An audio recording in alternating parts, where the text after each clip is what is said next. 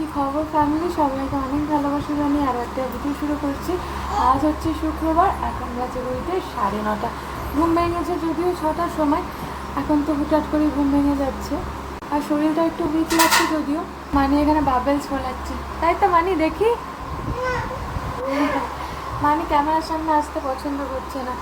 আর মানি যেহেতু দিদা রয়েছে, এখন মানিকে এখন ছোঁয়াই যাবে না। মানি এখন খালি দিদাকে নালিশ করে দেয়। তো আমি এই আসলাম চোখ মুখ ধুয়ে। তো আজকে আর কী করছি না করছি যতটা পারবো তোমাদের সাথে শেয়ার করার চেষ্টা করবো, শেষ পর্যন্ত দেখার অনুরোধ করবো।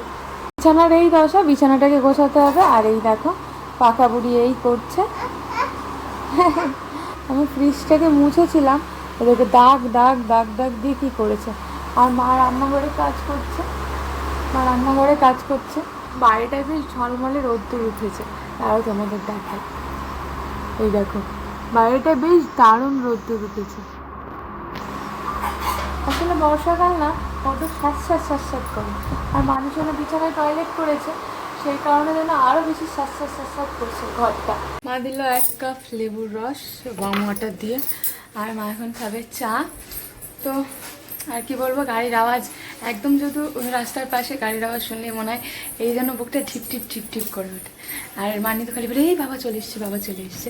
এটা আগেই ও করতো, গাড়ির আওয়াজ পেলে ভ্যাট ভ্যাট করে গাড়ি নিয়ে আসতো। আওয়াজ পেয়ে গেলে মানে একবারে গেট খুলে বাইরে বেরিয়ে যেত যে দেখো বাবা চলে এসছে। তো সেম ও তাই করছে।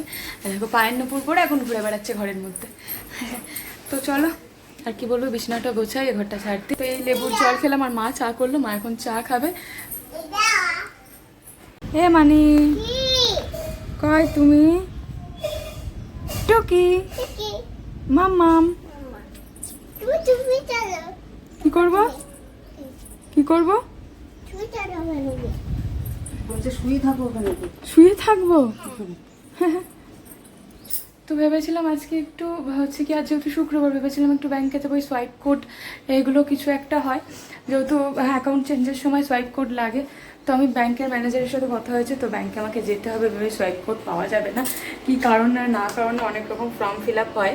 তো অনেক রকম ফর্ম ফিল আপ হয়, তো সেগুলোকে আমাকে আগে দিতে হবে।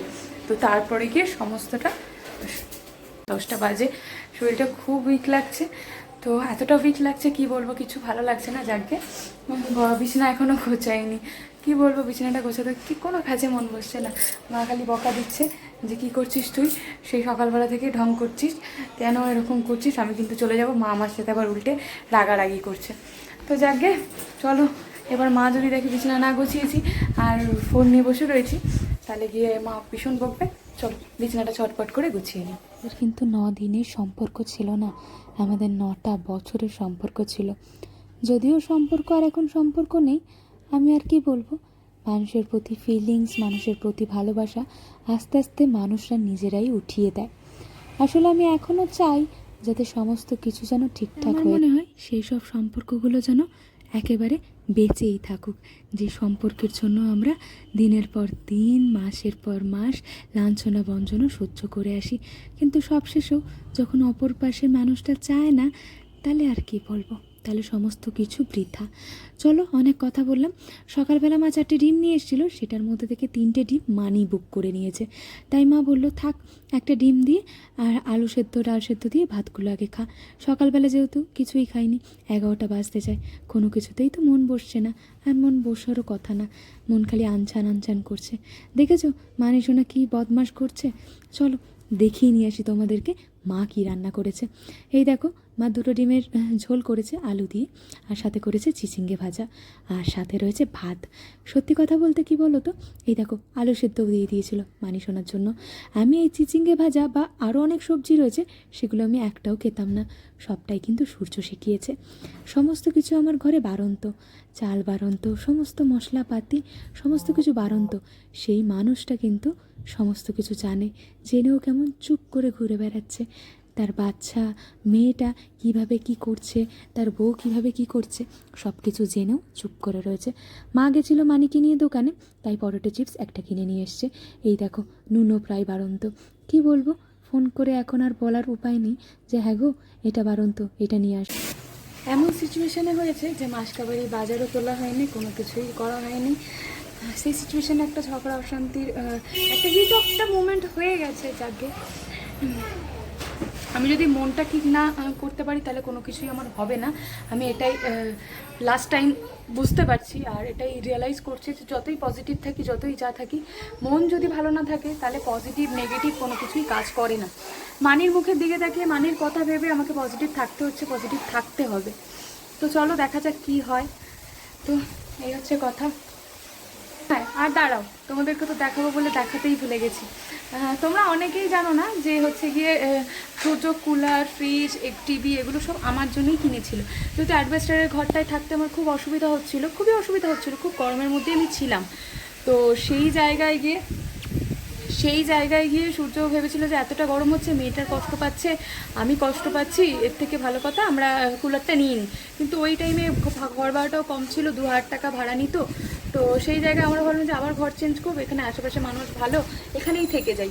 সেই জন্য কুলার, ফ্রিজ এগুলো সব নেওয়া হয়েছিল। কিন্তু ওই বাড়িতেও একটা ঝামেলা হয়, একটা চোখ পটা হয়ে যায় আমি, মানে সবার চোখে একদম লেগে যাই। যাকে সেই কারণে আর কি এগুলো আমার সুখের জন্যই কিনেছিল যে মানুষটা, সেই মানুষটা দেখো ওরকম জিনিস আমার চাই না, যে এই মানুষটাই আমার নেই, জিনিসগুলো নিয়ে আমি কি করব, মানুষটাই তো আমার কাছে নেই। ঠিক আছে, আর এটার মধ্যে হচ্ছে গিয়ে বাটার রাখা রয়েছে, আর কিচ্ছু নেই।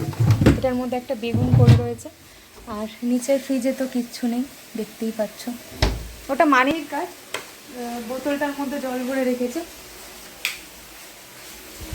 যদিও আমার অনেক ইচ্ছে ছিল যে আমি সুন্দর করে সেজেগুজে আমি আমাদের নতুন বাড়ির হোম ট্যুরটা দেবো, খুব সুন্দরভাবে শুধু তুমি ভিডিওটা করবে, আর হচ্ছে গিয়ে আমি বলবো, খুব সুন্দর করে সাজবো, খুব সুন্দর একটা জামা পরবো, আমি এটা ভেবেছিলাম। কিন্তু খুব দুঃখের সাথে আমাকে এই ভিডিওটা করতে হচ্ছে, বা হোম ট্যুর বলো, যা বলো, আশেপাশের ভিডিওগুলো। এরকম একটা টাইম সত্যি কার কখন কী সিচুয়েশান চলে আসে, মানুষ কখন চেঞ্জ হয়ে যায়। আসলে কি বলো তো, কথাটা তো হচ্ছে এমনটাই, মানুষের নিঃশ্বাসের বিশ্বাস নেই, আর তো মানুষ তো দূরের কথা।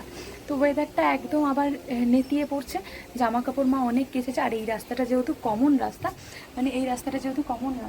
এখানে আরও একজন ভাড়া থাকে, তো এই রাস্তাটা কমন, যেহেতু দড়িপুর এগুলোও কমন, তো কোনো অসুবিধা সেরকম হয় না। অসুবিধার মধ্যে আমাকে কখনো সূর্য রাখিনি, কোনো সিচুয়েশানে আমাকে কষ্ট অ্যাডজাস্ট করেছি। 9 বছরে 9 দিনের সম্পর্ক না, কিন্তু আমাদের 9টা বছর। এবছর আমাদের অ্যানিভার্সারি 10 বছরে পড়বো, মানে 10টা বছর তার সাথে ছিলাম। কিন্তু কষ্ট হয়েছে, কার সংসারে কষ্ট হয়নি, কিন্তু এরকম একটা সিচুয়েশান হবে আমি সত্যিই ভাবিনি।